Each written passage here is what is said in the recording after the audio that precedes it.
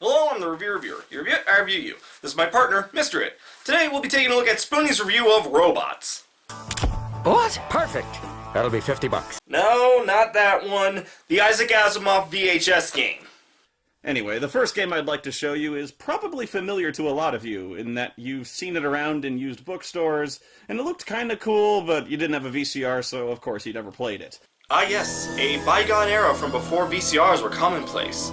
I believe I still have a relic from those ancient times. Ah, here it is. This monstrosity has been known to eat VHS tapes. No, it might not be that bad. You're just saying that because it's a game on VHS and you don't even know who's in it or who's producing it, like Kodak. Well, they make cameras, so logically they can make movies, so shut up. Logical. And the box says this is the only video game based on Isaac Asimov's robot novels. Well, not anymore. Fortunately, we had the good sense to abandon our cities on the surface and move underground. We had no choice. There was no other way to escape the birdemic.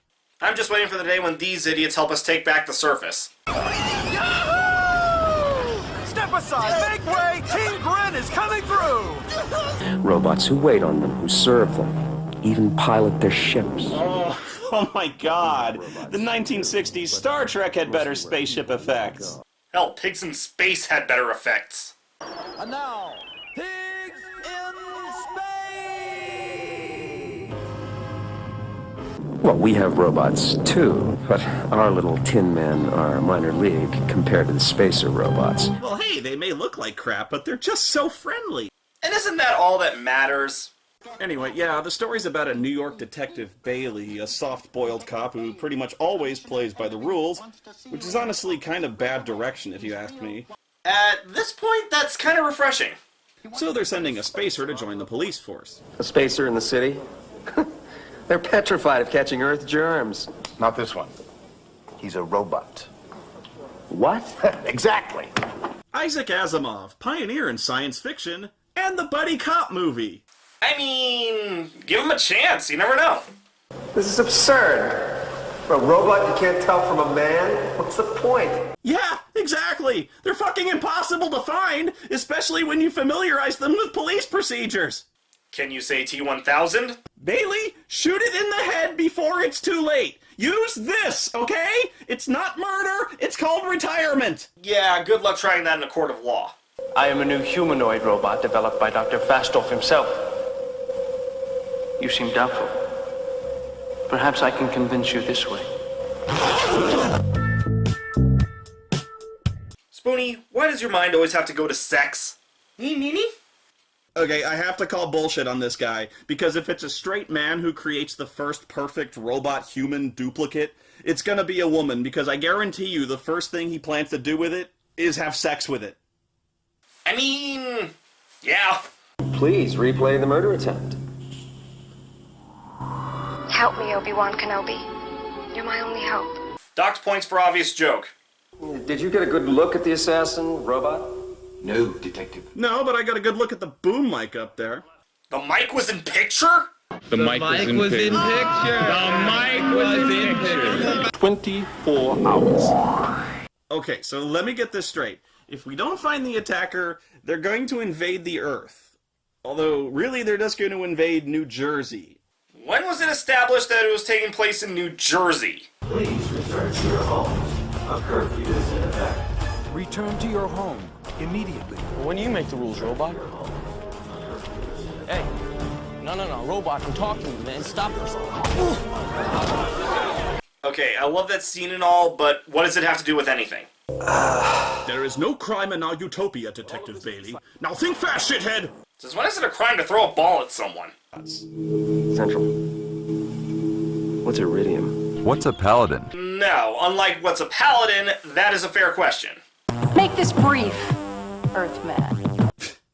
You know, not many people get to say the line, "Make this brief, Earthman!" But I am jealous of those actors. And I got to play Turl in a movie. Yeah, and that was also the movie where we saw your scrawny ass in a thong. And no, I am not showing that footage again. I actually like my audience. All right, next question. Where were you at 8:30 this morning? Spacers don't commit crimes, Bailey. Look, Bailey, I was here in my office all morning. Now back off. Women act like that around me all the time. You get used to it. It's a dirty lie. Danielle, let me ask you a question. And now don't be offended. I am a robot. I cannot be offended. A robot may not harm a human being. May not harm a human being. That's correct, Elijah. Can't you just order the robots to tell you if they fired the gun? Yeah, but if they supposedly found a way around the first law, what's to say they didn't find a way around the second?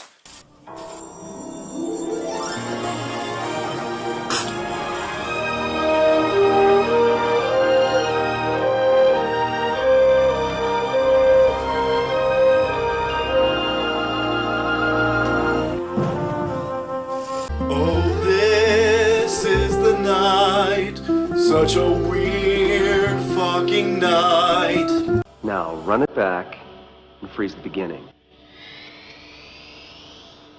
Discard. Run it further back. These continued Earth riots are an unforeseen event.